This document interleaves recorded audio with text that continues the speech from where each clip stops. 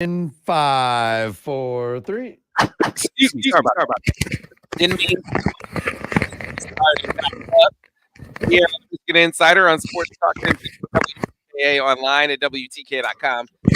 I'm Webb. Mr. Weintraub on the other side, and that's Mr. Craig Ross. That's whose microphone you hear. And that's Mr. Brian Cook, who's with us as well, and Mr. Seth Fisher. They are the MGoBlog Roundtable crew. Fellas, good morning. How are you? Morning. Good. Hey, Brian. What? You remember last week I said nothing can bring us down, right? Nothing can bring us down, right? I wasn't there for that. I distinctly remember the championship high, the euphoria from it, still hanging around. He said, you know what? We're going to ride this. We aren't going to talk basketball. We aren't going to talk anything. Nothing can bring us down. And here I give you, Brian Cook, as I'm sure you can tell from your constituents on the MGoBlog, here we are talking about the NFL and its pursuit of Jim Harbaugh. So I'm curious, just your take on, or just what you think, how you think this is going to play out. Well, first of all, the high still remains. Like, if Jim Harbaugh goes to the NFL after 9 years, breaking the Ohio State streak, winning 3 years in a row, winning the national championship, like he can go out and say that I did what I said I was going to do. I accomplished what I wanted to accomplish, and there's no dispute that he was a success. And Michigan, I think, will be well set up to continue being a national contender, in part because of the culture that he's created here the last 3 years. So I've read a lot of stuff online, people panicking and being like, blah, blah, blah. Like, it doesn't just chill out. Like, this isn't, I remember in 1998, I was like, all right, this is the start of a dynasty. It's never going to lose a football game again. And then Donovan McNabb corrected that for me very quickly. So yeah, this kind of season doesn't happen very often. And next season is not going to be, in all likelihood, a 15-0 masterpiece. And that's fine. Like, they're going to have a salty defense. They're going to find some stuff out on offense, and it's going to be fine. So just my advice to everybody out there is next season is next season. And that's not happening until August. And there's a lot of people out there who have to start thinking about next season, like Mike Hart, Mason Graham. I'm not one of those people. So that's everybody just kind of take a breath. I think that's the thing that's first and foremost. And as far as Jim Harbaugh goes, I think it's clear that he wants to go to the NFL because he checked one of his lifetime boxes this year. And what's the other one? Is to win a Super Bowl. And he can't win a Super Bowl at Michigan. And if he could, I don't think that this would be a discussion, but he can't. So if he gets the kind of situation where he feels like he will be in control enough that he feels like it's his program, which is not something that a whole lot of NFL coaches actually get. True. Then he's probably going to go, and that's fine. I feel like Sharon Moore is a guy who I am happy to have as Michigan's football coach. He wears his heart on his sleeve. He's obviously someone who the rest of the players love. Trevor Keegan was talking about him in the aftermath, and I like the things that he was saying about Sharon are like, yeah, this guy's a leader.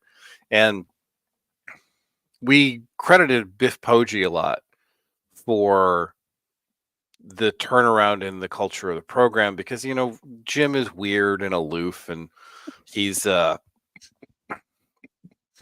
to get along with. I think there's no dispute about that. Like, he's obviously a brilliant football mind, but he's also very difficult.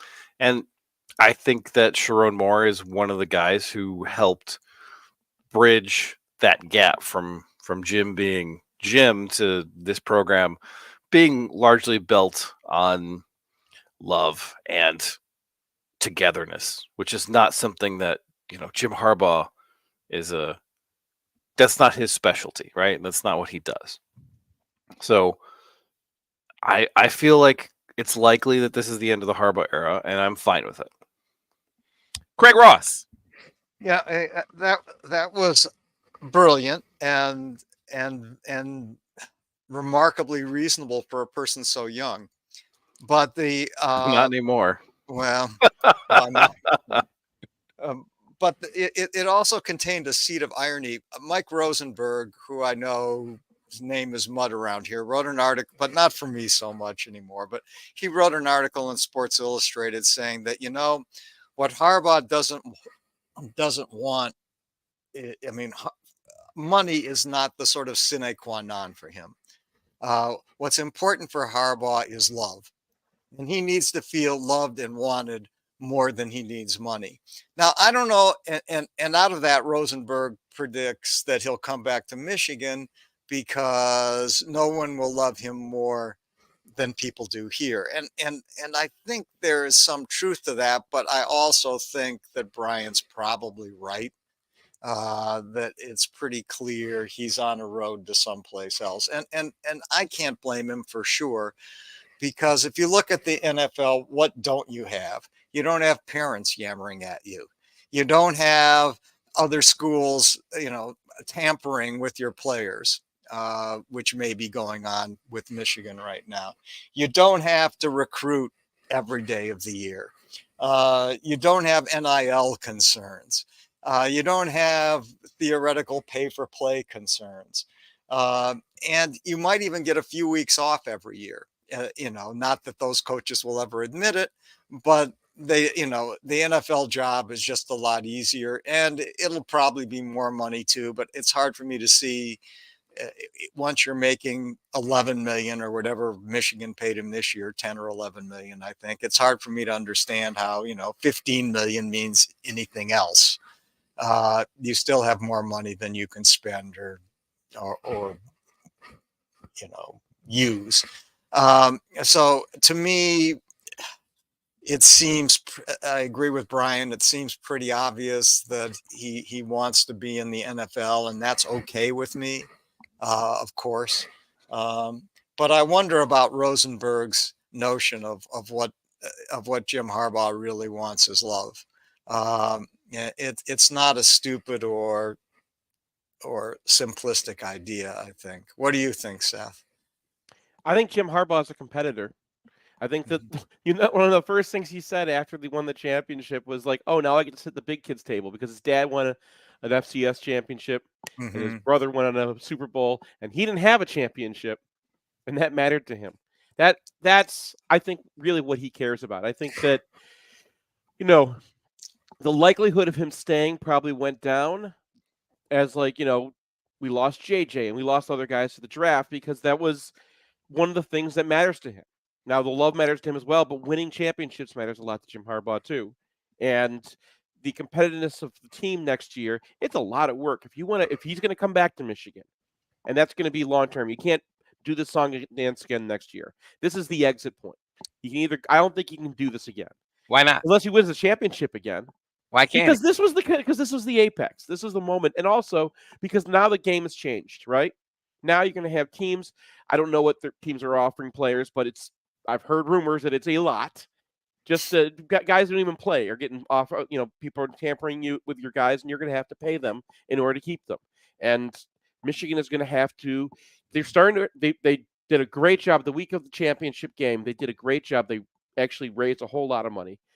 They haven't doled it out yet, but they do have money in the coffers they didn't have before. But they're still talking about the kind of money that Indiana or Iowa has, not the kind of money that Georgia or Ole Miss has for their players. And if you want to compete, if you're going to have those kind of levels of players, you have to change the system, or you're going to have to change the system at Michigan. So it's not like it's coming back and he can keep on doing what he did before. It's going to be the new job, and it's going to be a new challenge. He's also set it up for this year. He's got a lot of Michigan coaches. Now, I know Minter's probably following him to the NFL, but there's a lot of coaches on this staff. The national champion offensive coordinator and OL coach, Sharon Moore. The national champion secondary coach and co-DC, Steve Klingsdale. The national champion wide receiver coach, Ron Bellamy. National championship running back coach, Mike Hart. The national champion tight ends coach, Grant Newsome. These are all guys who have more connection to Michigan than they do Harbaugh. These are guys that were set up to stay here. And, I don't think any of them were hired because of what they look like. But you have a staff that actually looks like the players on the field. And this is the first time where you have staff win the national championship who look like the players who were on the field. I know Georgia had 5 assistants, but their offensive coordinator, defensive coordinator, their co-DC, all those guys were, old. What was it? Will Muschamp. Like that it's a different generation. And I think he set that up to be what Michigan needs next. Michigan won a championship in the last year of the last old type of college football we had. This year it starts a new type. College football is changing. There's a 12-team playoff. There's going to be new challenges. And if Harbaugh wants to stick around, I would love to have him. If he doesn't, I think that he set Michigan up to succeed in the new college football that starts next year. I agree mostly with Brian, more so than Rosenberg. And I disagree, Seth, with the notion that if he comes back, that this is the last dalliance with the NFL. I think he'll always listen to the NFL. I think he'll always listen for as long as they call. I think the desire, he has a dream of winning a Super Bowl. And it's a dream that runs parallel to his dream of winning a national championship, a dream which he's realized, to Brian's point. And so if someone's going to create an avenue for you to realize your other dream, you're definitely going to be receptive to it. I think it stops or it ends when he ages out of interest from the NFL. But as long as they call, I think he's going to leave that door open. And, I guess I'm different from a lot of people who love Michigan in that I think it's the cost of doing business with Jim Harbaugh, and I'm just fine with it. If it gets you what he's been for Michigan, a guy who completely turned the program around, who's beat Ohio State 3. This has not served as a distraction from the bottom line. They've achieved beating Ohio State 3 years in a row, achieved winning a Big Ten championship 3 years in a row, achieved winning a national championship. If that's the payoff for having to deal with what is akin to basically an annoyance, it's a frustration, we got to deal with this again. If that's the cost, if that's the price of having Jim Harbaugh as coach, I'm fine with that, man. I just think it comes with the territory for a guy who has a desire to win the Super Bowl. Now, the place that Michigan is in now is, I think, a better place than they've been in the past, in that while he might have his disagreements with how certain things were happening, I don't think he was on board with some of the concessions that were made either to the NCAA or the Big Ten. And I think that has a lot to do with why he wants this 4-cost. I think that has a lot to do with all that. I don't think this was kind of like a unanimous approach to how to deal with the Big Ten and the NCAA. But I don't think that any of that is a deterrent for him coming back to Michigan. I think he knows. He just showed he could win despite all of that, right? He's going to outlast Tony Petitti. He's going to outlast the NCAA. He'll be standing long after they're gone, right? And they're going to make him the highest paid coach in college football. He's got this rolling. He knows that this is here, and the adulation that you talked about, Craig, is here. If he goes to the NFL, I think he knows it'll never be like Michigan as far as love is concerned. That's why I don't think it's about love. If it was about love, he wouldn't even look at the NFL. He'll never get it. And he has to know. He's been in the NFL. He knows that. This is about, is there a team willing to meet every piece of criteria? Meaning money, not just money, but money, control. I got some pushback on that. I was talking to some agents. They were like, well, maybe they just pair him with a GM that he's compatible with. Okay, whatever control looks like or influence looks like, he has a greater semblance of that than he had in San Francisco. If you can put those ingredients together as an NFL team, then I think he'll go. But is there a team that's going to do that? Is there a team that's going to pay him $14 to $16 million a year and either give him some control or hire a GM that he approves of? I'm not convinced that there's an NFL team that will absolutely do that. But if there is, Guys, I think he'll go chase that other dream. You know, it looks like Spanos is trying to hire a GM that will be compatible with Harbaugh, a guy named Dodds, and who I believe has some history with Coach Harbaugh. And it looks like they're going that route. Now, I don't know. They've always been notoriously cheap, so it isn't clear to me whether St. Angeles is actually going to do that. But the problem there, I mean, if I'm Harbaugh, is twofold. One is they're $34 million over the salary cap, right? And which means they're going to have a quarterback who's going to be on crutches by mid-year. Because a lot like the Lions, they're in a situation where they need to protect their quarterback, especially Goff, I think, but even Herbert. And that's a problem. And two is they don't have any fans. I mean, that's a franchise without fans. Is Harbaugh going to grow fans for them? Maybe. I don't know. But those are certainly downsides with the Chargers. I just don't think any of that matters. Maybe not. If Harbaugh gets a job where it's just like, yeah, you can pick your personnel, we're going to be the full Belichick, he's gone. That's it. What he doesn't want Trent Baalke. Yeah, for sure. That's the thing that submarined his tenure in San Francisco, because they were of the erroneous opinion that they could roll with Mike Tomsula instead of him. And so Harbaugh doesn't want to be undermined by idiots. And Trent Baalke is clearly an idiot. And that's the NFL is so nepotistic that, it's like the Habsburgs. You got these guys with weird jaws walking around just being like, I'm related to someone who was an NFL coach. Like, he needs a situation where he's not going to suffer that fool, right? He needs an owner who's going to be like, I'm going to get out of the way and you're going to do what you're going to do. And if he gets that, then yeah, he's gone. And if he doesn't, then he won't. But, they've been doing this song and dance for a long time now. And if there's a situation that he wants to go, he will go. And at this point, I'm more thinking about, like, who's he going to take with him? And I think Jesse Minter is probably, that's a guy who's been in the NFL a bit. He is more of a college guy than Mike McDonald was, but he's in high demand in the NFL. I don't know who else goes, because from a lot of the reporting around this, like, Ben Herbert's probably not going to go, because being a strength coach in college is a totally different deal than being a strength coach in the NFL, where almost everybody has their own trainer. So nobody makes that move.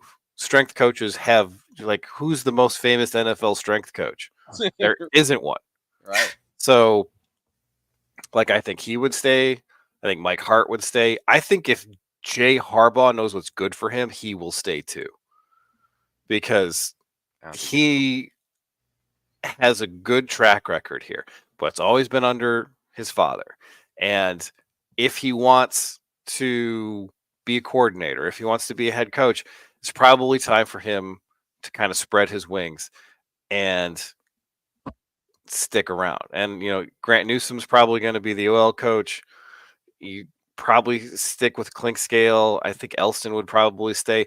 I don't know how many holes in the staff you're actually going to get. So you have to replace both coordinators, but I think most of the position coaches would still be the same. Yeah, I think you're on point. I think that, they would be able to keep her. I don't know any NFL strength coach that's making $1 million. And you got your family consideration, his boys. I mean, I think that one, I'm optimistic that they would be able to keep her. I have zero optimism about them being able to keep Jesse Minter. What about Rick Minter? No, that's a fair question. I mean, might Rick Minter stay around on the staff? Is that a possibility? I mean, he's retired. Like, he came out of retirement. I don't like that guy. Is not a guy who you can have as a position coach in college. Because is he going to recruit? No. Next. Yeah. All right. Yeah, I think that this is. I think you make a play for Jesse. I think you try to make it hard for him. You make him the highest paid coordinator. I said in all the football, you can't make him the highest paid coordinator in all the football. You can make him the highest paid coordinator in college football, right? And pay him. Say, I'm going to offer you close to $3 million. Now, the NFL can beat that. And the issue is, I think he's more of a college guy. I agree. You're spot on, Brian. Way more of a college guy than Mike McDonald, who was just abhorred, the whole college concept, recruiting and all of that. But quality of life, and this may be more importantly, how do you sort of speed up your pace up the hiring track? So Mike McDonald's been a coordinator for 2 seasons in the NFL, and now he's probably going to be the next coach of the Tennessee, or he's the betting favorite, I think, to be the coach for the Tennessee Titans, right? So there's the talk among coaches that I talk to in considering the NFL is it can sort of speed up your trajectory as far as moving up the hiring ladder towards a head coaching gig. So there's that too. I just think I think he's going to go. I think they're going to have a tough time holding on to Jesse Minter, even if Jim stays. That doesn't mean you don't try, but I just wouldn't get my hopes up. I've managed my expectations as far as that's concerned. Everybody else, I think you're pretty much spot on. I mean, especially because if Mike McDonald gets a head coaching job, I mean, he's just plug and play for the Ravens, right? Or for Mike McDonald. Well, yeah, but also it's just the same reason that Mike McDonald went to the Ravens is the same reason that Jesse Minter is going to go to the Ravens, right? Because it's just it's easy, proving yourself, and he's this is a stepping stone to a head. I mean, it just makes sense from that perspective. Do they have another guy, by the way? Is there another assistant on the Ravens that we can just trade? Keep rolling through them until you run out. Yeah, I think you got to look. You definitely. It's Vance is just he thinks Jesse Minter is unbelievable. He watched him for one game and said, "This is a back end guy, isn't it?" I said, "What makes you say that?" He said, "The way that the coverage is, and the coverage and the pressure, the way that they match with Jesse Minter is on another level." And that's one of the things that these coaches kind of really look at. Can the coordinator really dial it up where the pressure and coverage match? We don't necessarily see that as novices as well as coaches do, but Vance noticed it immediately, saying that Mike McDonald was good, but this is a back end guy, isn't it? I said, yeah. He said, man. And so as we went through the year, he said, man, this dude is ahead of the game. He's ahead of the college game. Everybody. He's ahead of Nick Saban. Honestly, I just finished the upon further review of Michigan's defense against Saban, and it was Minter won. Minter won going away. In Nick Saban's last game, he just got dumb. Now I don't know if that one was his offense. Honestly, that one was easy, right? I was calling it beforehand. It's you got to pressure this guy.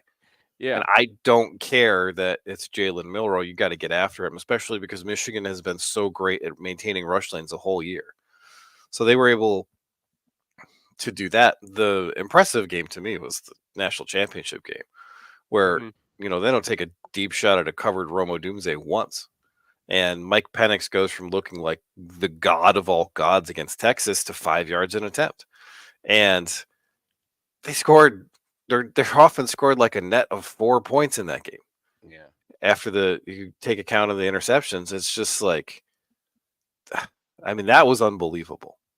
I kind of felt like they could get after Alabama because they had some shakiness on the offensive line. And teams had just the whole year been afraid of rushing Milroe, and I didn't think Michigan was going to do that. I did not expect what was going to happen in the national championship. The national championship, you're absolutely spot on. For the Rose Bowl, I was actually talking about the running game because Saban prepared a lot, and the more I went through that, the more emotions they had. There was stuff that there were a lot of plays that we did not have categorized before that came out in that game, and Saban is a remarkable coach. I'm sure he had his hands in this thing because they knew that they weren't going to be able to throw the ball against Michigan, which is something that you should know if you saw Michigan play against Ohio State. You saw Michigan play all season, right? And what they did against Washington, that is hard. I haven't gotten to break down every single one of those plays, but what they did is they ran so many different coverages that Penix didn't know what he was looking at. And Penix has been in the game he's been a college starter for like 6 years, that guy. And he didn't know what he was looking at.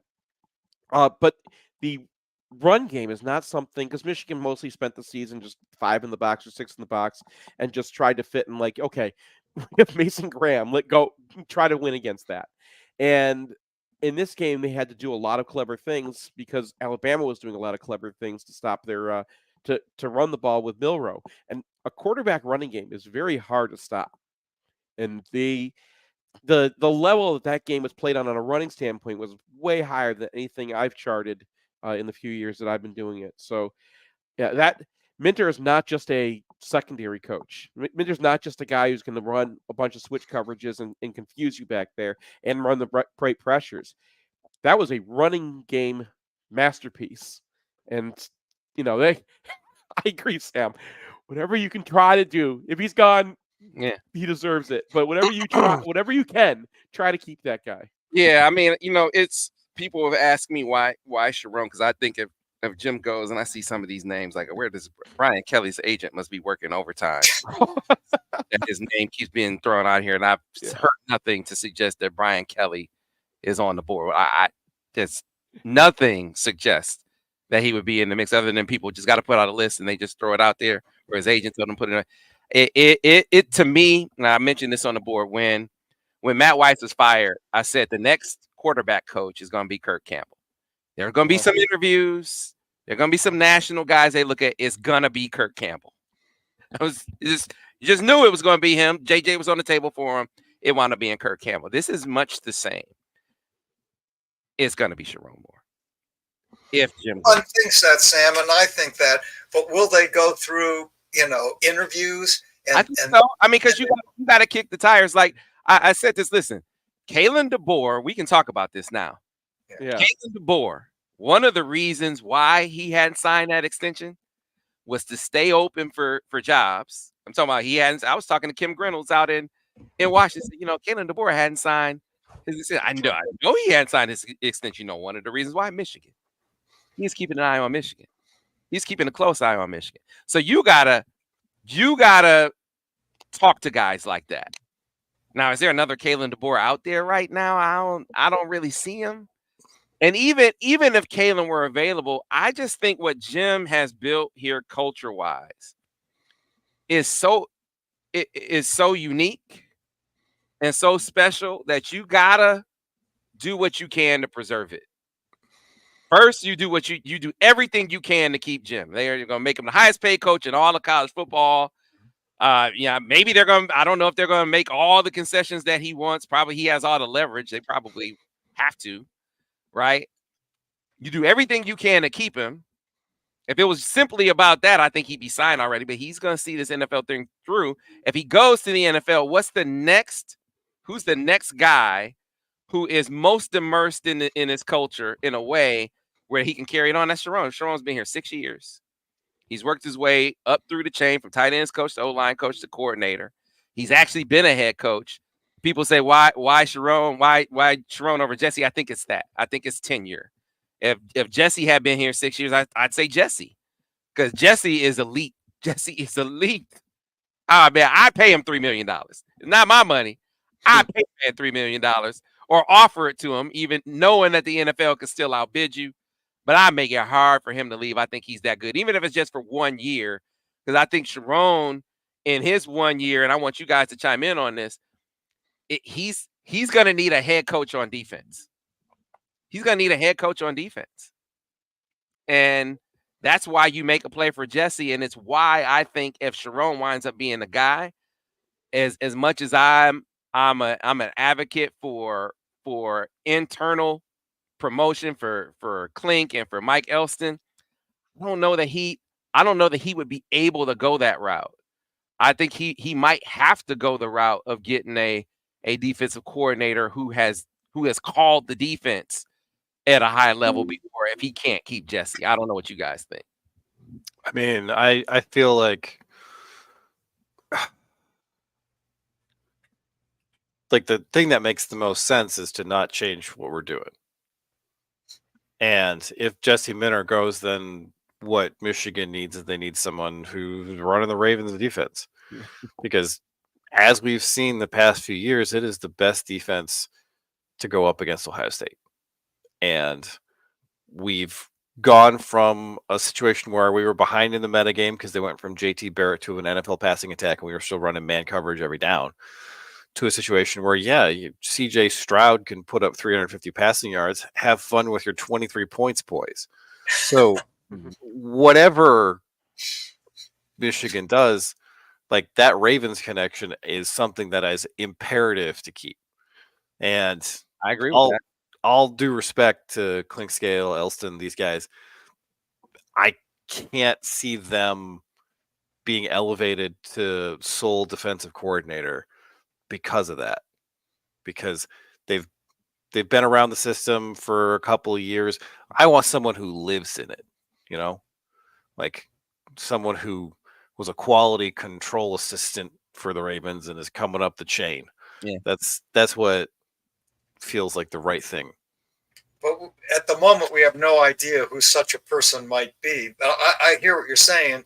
You want someone who's living inside of Jesse Minter's head. But I don't know who that person is. And might it be Klink or might it be Elston? I don't know.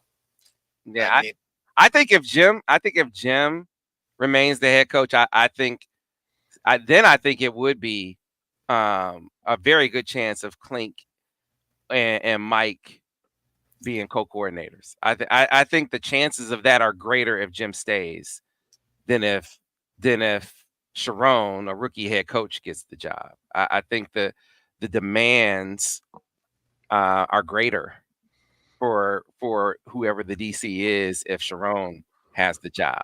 So, it's an interesting dynamic to dissect, and something that they have to be thinking about. It's something that, from an admin perspective, Ward has to be thinking about. It's something from a potential replacement perspective that Sharon has to be thinking about while we wait to see what Jim's going to do.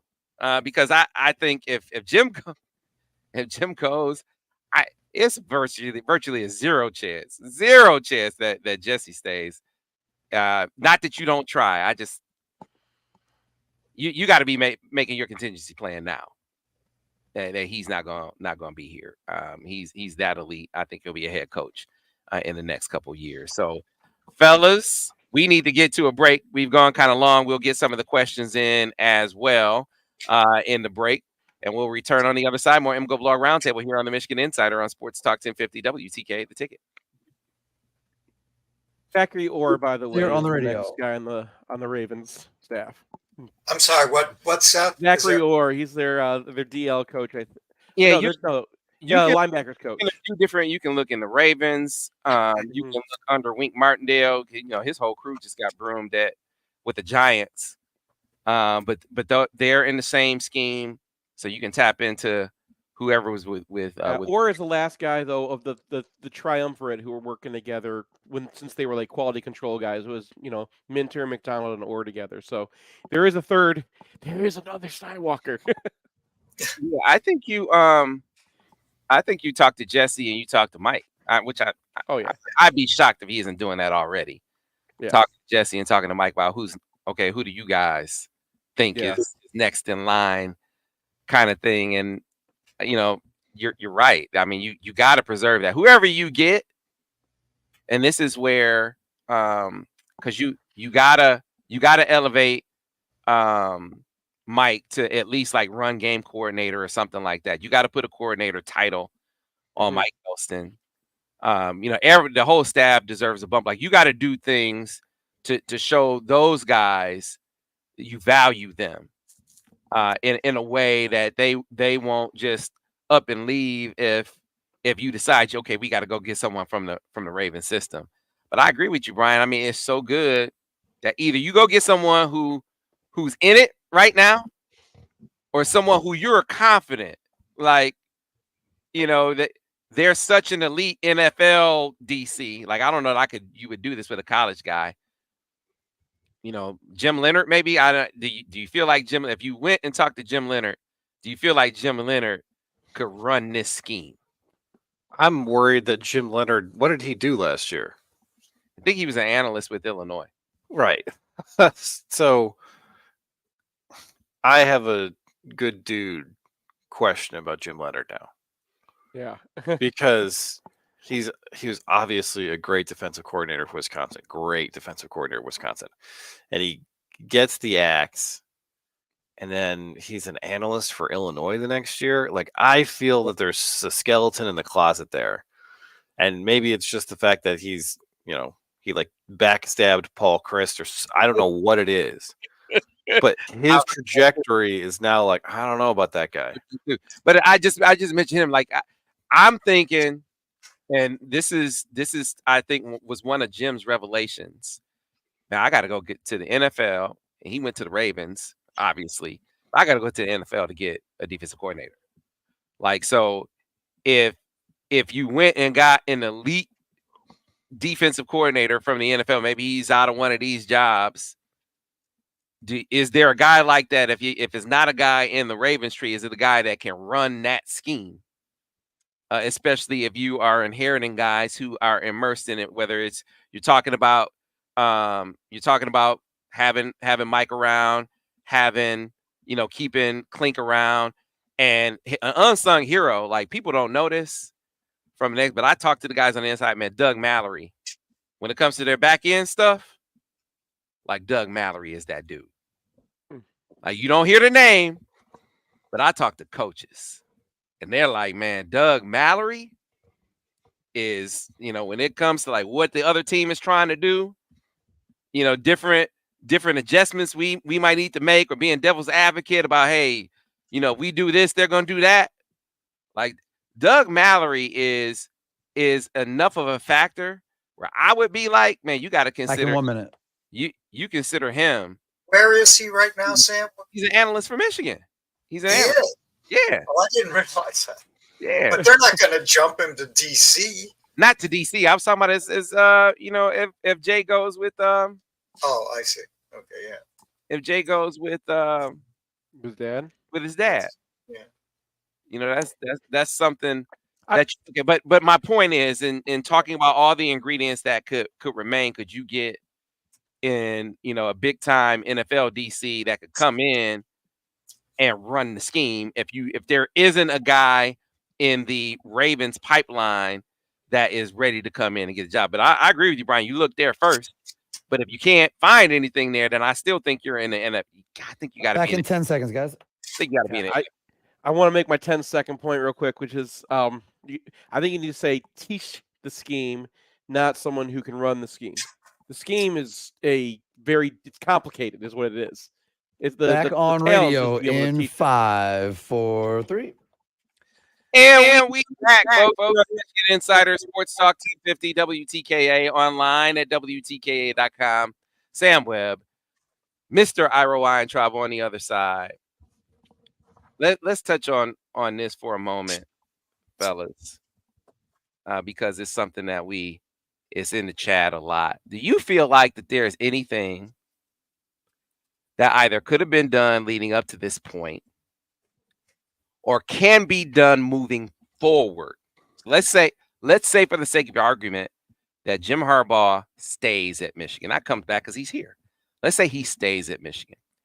Is there anything that you guys think Michigan could do that would make the NFL never be a consideration again? Like next year rolls around, because he right now is, if you believe Dan Wetzel's reporting, even this cycle, if he signs the contract extension and it has all the concessions in it, the deal sets up to start in February after the NFL cycle is over. So against that backdrop, I'll ask you the question again. Is there anything that you think Michigan can do or could have done that would make the NFL be off the table now or in the future? Brian? Yeah, it's easy. Go 6-6. Yeah. That's it. That's it. Because one, I guess, frustration of having Harbaugh as your coach is that he is very unique in that he has had success as a head coach both in college and the NFL. And that just doesn't happen. Like Nick Saban was never going to go back to the NFL because he was like 2-8 as the Dolphins coach. Yeah.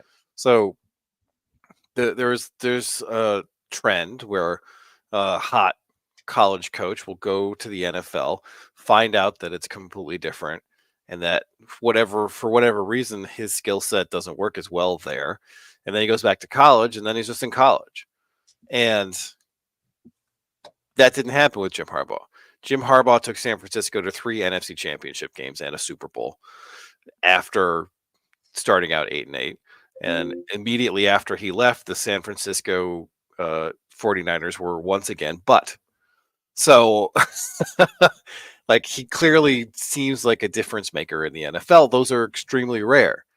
So there's literally nothing that Michigan can do to dissuade NFL interest because he looks like a unicorn. And I mean, for me, it's just all about what Jim wants to do, and what Jim wants to do is win a Super Bowl. So honestly, like at this point, I'd almost rather he just takes the Chargers job at this point, and then Michigan can go forward with Sharon Moore and not have this happen every offseason. Because I feel like if they keep Jim Harbaugh another year, this is still going to happen next year. So question. Okay, but what's the downside other than the obvious frustration of having to deal with another cycle? What's the downside of Jim Harbaugh and his dalliances with the NFL every offseason? You're going to lose your coaches eventually. Well, I don't know how long these guys are going to stick around. It's the recruiting aspect of it, where Michigan is playing at a very high level and they're not recruiting at that level. Now, I know that they're scouting the balls off these guys so they get 5-star defensive tackles who are 3 stars because they're from Indiana or Idaho or no, actually that's not even a good excuse for Mason Graham. I don't know what the deal was with Mason Graham. But they are not taking advantage of their position in the college football firmament right now. And they got a couple portal guys, and that's okay.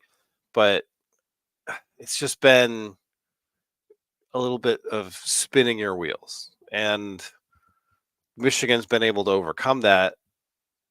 And I do think that's a real downside of being the one school in America where every year you have to wonder if your coach is going to the NFL. So, like, for me, the uncertainty of having Harbaugh is just like, so when is he going to leave? It's not like if Michigan keeps Jim Harbaugh this offseason, like, they don't have him until he retires, right? That's not going to happen. So, given that's the case, I'd like some resolution. And the only resolution that happens is that he goes to the league. Now, I don't want to run Jim Harbaugh off campus. That's obviously insane. But, at some point, it's just like, let's get this done and move forward. And let's see what we can do with most of the Jim Harbaugh culture and Sharon Moore. And, that guy's got a lot of upside because he's young. He's obviously connected with the players. He's obviously very intelligent and excellent offensive coordinator. And yeah, it's just. Yeah, I agree. So I think your point. I think you make great points. It's not like I'm saying there isn't a cost. I think it does have an effect. I guess I'm of the mind, and Craig, I want you to answer the question now. I'm of the mind that the benefits far outweigh whatever those consequences of his NFL dalliances, whatever those consequences are. So I can, as frustrating as it is, and as much as it might, harm recruiting or NIL or portal activity, I think that the benefit of having him here balances that out and then some. Craig, that's just my I think it's just the cost of doing business. I agree with that. I mean, Brian's right, of course, that as long as Harbaugh's here, there's going to be a dalliance in every single offseason with the NFL. That's been the case for the last 3 years. It's going to continue to be the case. But that doesn't mean I don't want him back as coach. And I think that the cost benefit, as you say, Sam, is a positive in having him here, even if this is going to be the reality. And that isn't to say anything negative about Sharon Moore, who I think will be the head coach here at some point and will be a good head coach here. But I still want Harbaugh back, and I still think in the main that's a plus. I've never felt that the five-star recruiting thing is a sine qua non for being a successful football program. Michigan's proven that over the last 3 years. And I think if you evaluate and develop, you can still be really good. And that's been the case too. So yeah, I want Harbaugh back, and I won't be distressed if Sharon Moore is the head coach by any stretch of the imagination, but I think Michigan is better off with him than without him. Seth Fisher. I mean, you can't have mistakes. You can't have holes. You can't have debilitations in college football. This year taught us anything. You look at how great this team was, and guys came back because they knew it was going to be a championship year. Guys stuck around, maybe turned down other opportunities coaching-wise. A lot of players turned down opportunities to make a lot of money going to other schools because this was a chance to win a championship. This was a chance to get a ring. It does not come around very often. And it's not just the culture that won them. They had the best players. They did it because everything has to be on the same, going towards the same goal. Because Alabama's not going to let up, right? They went and got Kalen DeBoer. They went and got Mo Linguist to be their defensive backs coach, right? They're not messing around. Georgia's not messing around. Even Ole Miss is not messing around. There's the margins that you have to say, okay, let's give this guy time, or let's not operate this way. You've got to be out in front. You've got to be charging ahead. You have to be changing the way things work in the NCAA to benefit your program. I really liked how Dan Lanning, Oregon's coach, decided he was going to use the opportunity of people mentioning his name for the Alabama job to make a video saying, hey, I'm here, and if your coach is leaving, why don't you come here too, because I'm not going anywhere. Harbaugh, if he's going to stay, has to have you have to have some stability. You have to have some sort of promise. He managed to do it because we were working towards a national championship in 23. Now that we're past that, he needs to have a reason to stick around. Are we going to win a championship every year? Are we going to have the same assistants every year and we're just going to pay them more? What is it that is going to say to the rest of the college football world, you can't beat Michigan because we are the best at this and we're going to do it this way? If they could change the way NIL works so that they could get the players paid through the TV money instead of getting them paid through, a big booster, or if they could just get a big money bags booster like Oregon has and stuff, they need something. And if Harbaugh is going to stick around, he needs to create a system that's going to benefit Michigan. And if it's going to be the same song and dance every year, it's just going to be too easy to recruit against them. We're not going to have the promise of 2023 is coming in order to keep people around. Yeah. Well, fortunately, this particular cycle, I think we'll know fairly soon. This won't play out at the length that it took us to find out the Minnesota thing. Yeah. This one feels like it'll happen a lot sooner. And he's in a lovely position. It's great to be Jim Harbaugh right now because basically everyone, they have to meet your demands. Michigan has to meet your demands, or the NFL has to meet your demands. I want his demands to be like something, because he's made enough money. I want his demands to be, look, you are going to support this program the way that teams that we compete against support their program. You're going to support these players the way that teams that we compete against support these players. He's got an opportunity here to create a dynasty and to be, greater than his mentor. He's got an opportunity here to put his name next to Fielding Yost as the greatest coaches who ever lived.